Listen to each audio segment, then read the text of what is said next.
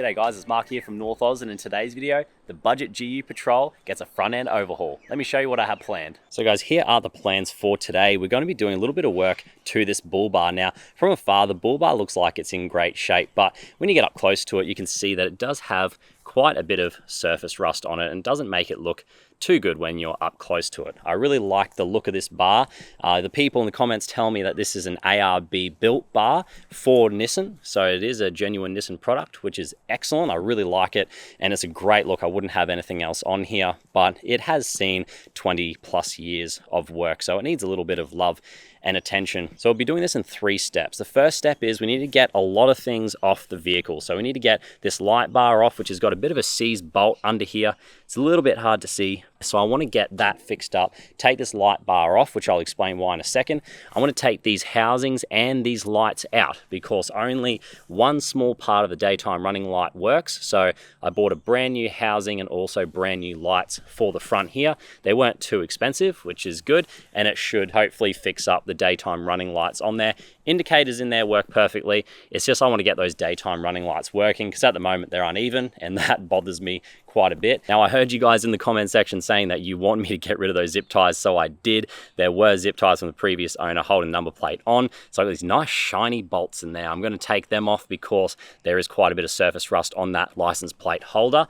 And this hideous UHF aerial, although I did get the UHF in this thing working, it's absolutely bent up, it's all faded, and it does not belong on the vehicle. And let's face it, most of it is held together with old electrical tape. So what we also need to do is in the interior, we will be removing this haphazardly placed UHF, which is just placed in the middle of this panel. So I'm going to get a whole new panel for here as well to neaten up the interior. I think that's going to help make the interior look a little bit nicer as well. And we do have a lot of things coming for the interior, guys, so stay tuned for the interior episode. Now, once I've got everything off the vehicle, that's the first step. The second step is going to be preparing it and then painting it. Now, I'm going to be painting it with this truck bed liner called Bully Liner. It's the cheapest one that I can find on the market, and it was significantly cheaper than Raptor. So I'm going to be going with this. It says that you're supposed to spray this one on, so I'm hoping that I can just take off that cap, put it into a little tray and roll it on because I don't have access to sprays and compressors and things like that. So my idea is step 1 is I'm going to take all the stuff off the vehicle.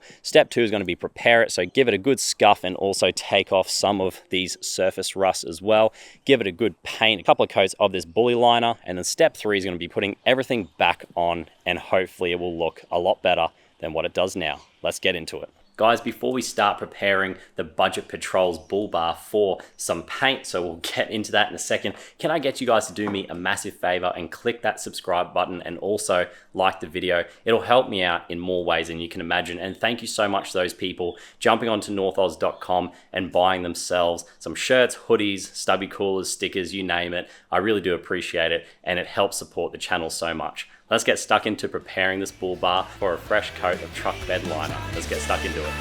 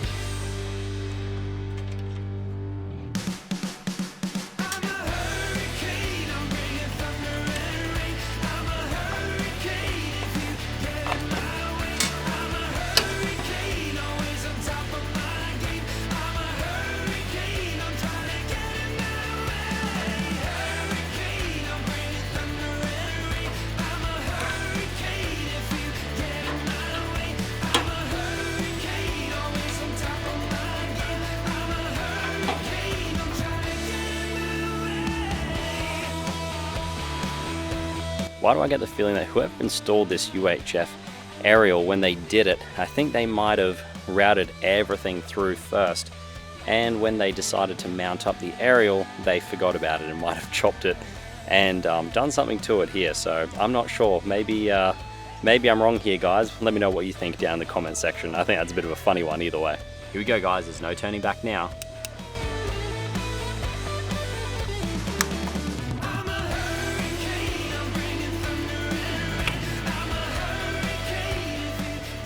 Now, unfortunately, I didn't get a lot of time to work on the patrol today, but the good news is I got everything off. Unfortunately, these lights are routed through this grill here, and I can't push it up through the kind of opening here between the grill and the bull bar, so I might just lean it off to the side while I am sanding and when I coat it.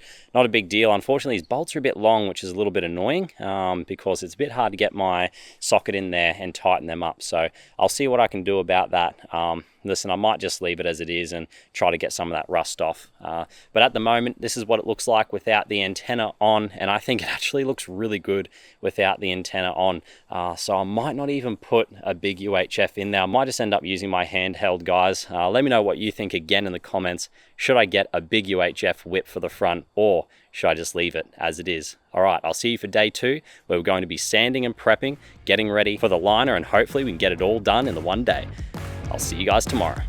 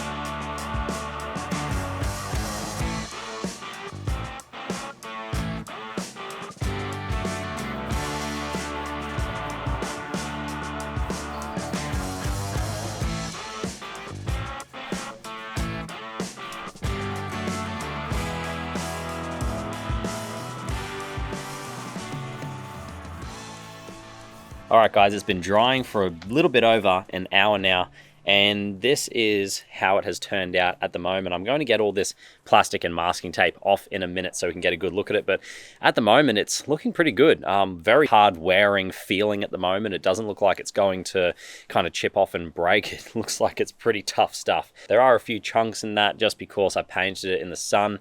I didn't really have an option, guys. If you can do this yourself and you can do it in some shade, I definitely recommend it, but there are some areas that look really good.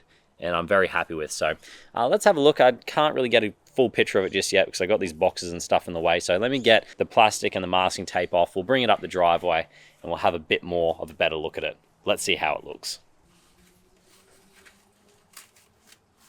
So here we go, guys. We've just taken off all the masking tape and all the plastic sheeting, and this is what we're looking at here. Listen, I've got some conflicting ideas about this. I think in some panels and on some areas it looks really good. Like here, for example, these really flat panels, looks awesome, and from the side it looks good, but when you get up close and when you have a look at some of these tighter spots, which has kind of gunked up a little bit, which will come off, I'm just going to wait for it to dry a little bit more before I attempt at getting some of the lumps and stuff off. You can see that there are quite a few little lumps and stuff around in the tricky to get spots. So although up close it doesn't look the best, listen, from afar it looks pretty good still. So unless you're really looking at it really close, I don't think you're really going to notice too much anyway. But it is all one color now, which is good, and it is going to be protected from the elements, so it's not going to be rusting any more than what it has already, because we did do a little bit of sanding of that surface rust to make sure it's not going to get any worse. And then now we've applied this. So overall, I mean, it's a very hard wearing sort of stuff. You can tell from the get-go, it looks like it's going to be able to take a pretty good thrashing. Now, the actual product that I used, it didn't go on too bad. It pretty much just smells like car tires really, but I still used some protective equipment to make sure I wasn't inhaling any fumes.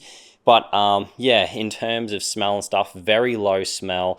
It went on quite easily, but it did dry very fast, which I wasn't really too happy with because I was in the sun. It was my own fault. I couldn't really avoid that, and it did dry very quickly. So once you started laying it on and you start rolling it or painting it on, it starts to clump up really quickly. So you can kind of see that here as well. This part was in the sun for most of it, so you can kind of see the difference where it's, you know, quite clumpy. You can see it's got areas where it's a little bit thicker than others, and then when you come over here where I painted in the shade, it was a little bit more even.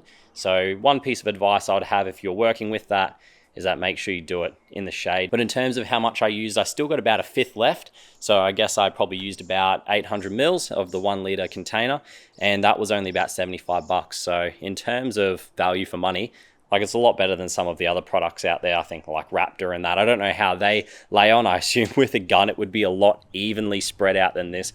But listen, I did basically a paintbrush and also a foam roller job on it, so I can't be too picky.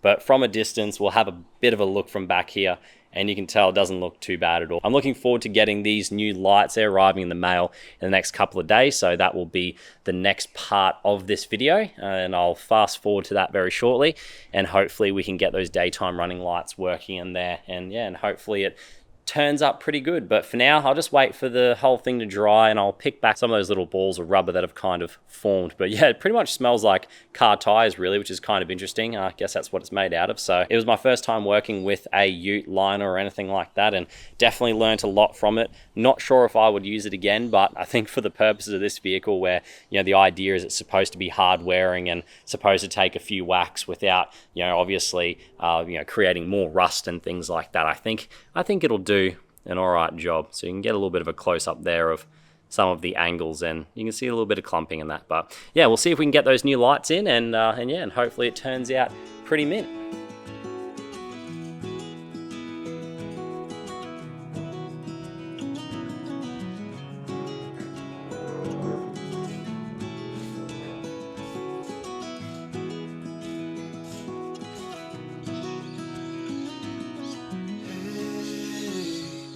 You want to leave this place where we grew up, this old town, just put it all behind. Remember you and I would always find somewhere to hide when we were kids, so we could see and hear the water run. River's gonna cry when you're gone.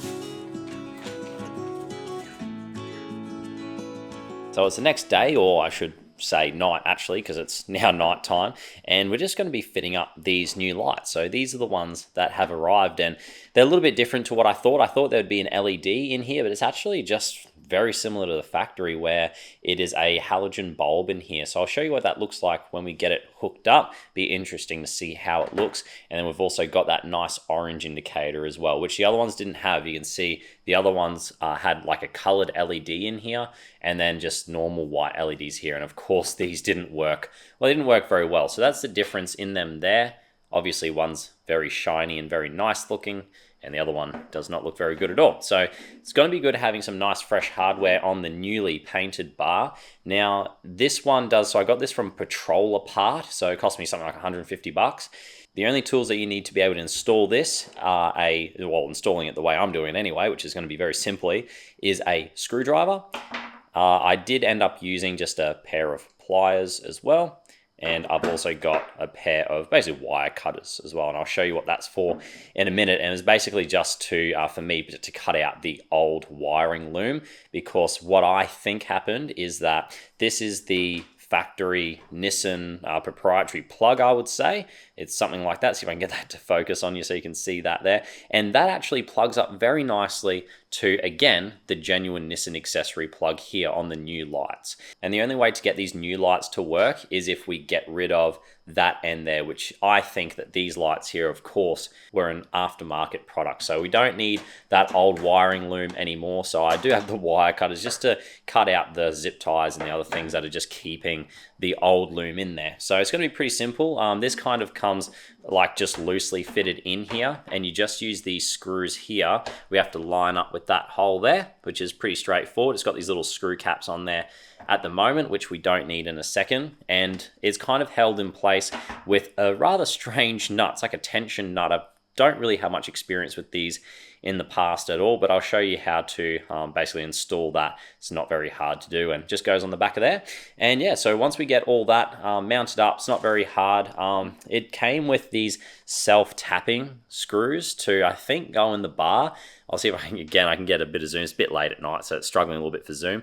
But you can see they're kind of like a self-tapping screw, which, you know, it's not great. So it didn't come with any bolts. So what I'm going to do is I'm just going to take out these bolts here because they are still in good nick. So I'll reuse them, put them in the new lights, and that will work fine. So really it's just a matter of just installing these lights into these little mounts, take off the old bolts, put them onto the new bar, and clip it all in, and we should be good to go. So let's get stuck into it. I'll show you how to use these tensioning things here, and yeah, and hopefully it all works and it'll all look good.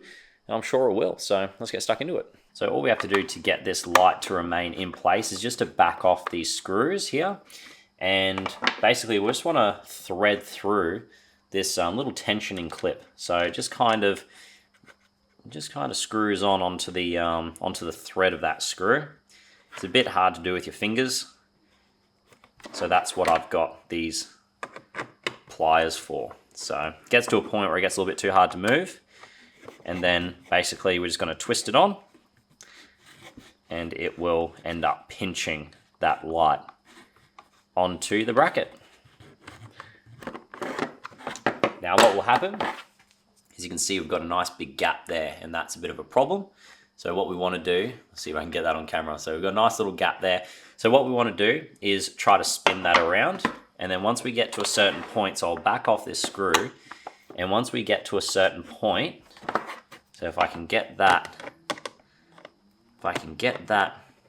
little tensioning clip nice and tight, and then keep that tight as I screw this screw in. So it's a little bit tricky to do all at the same time. A little bit of a balancing act. I'm sure there's an easier way to do this, but this is the way that I'm doing it, and you know what? It works. So we'll tension that up now, nice and tight.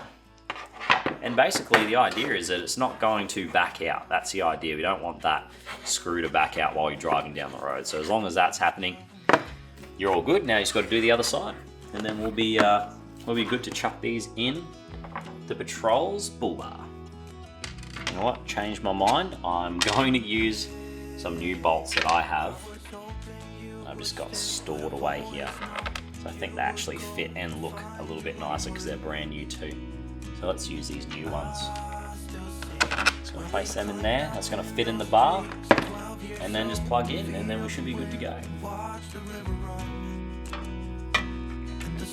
would always shine. When we sat there, you and I. The river's gonna cry when you're gone, gone, gone, gone. The river's gonna cry when you're gone, gone, gone, gone. The river's gonna cry when you're gone, gone, gone, gone. The river's gonna cry when you're. The river's gonna cry when you're. The river's gonna cry when you're gone. It's gonna cry, it's gonna cry. The river's gonna cry when you're gone. It's gonna cry, it's gonna cry. Hey, I heard you want to leave this place where we grew up. This old town, just leave it all behind. The river's gonna cry when you're gone.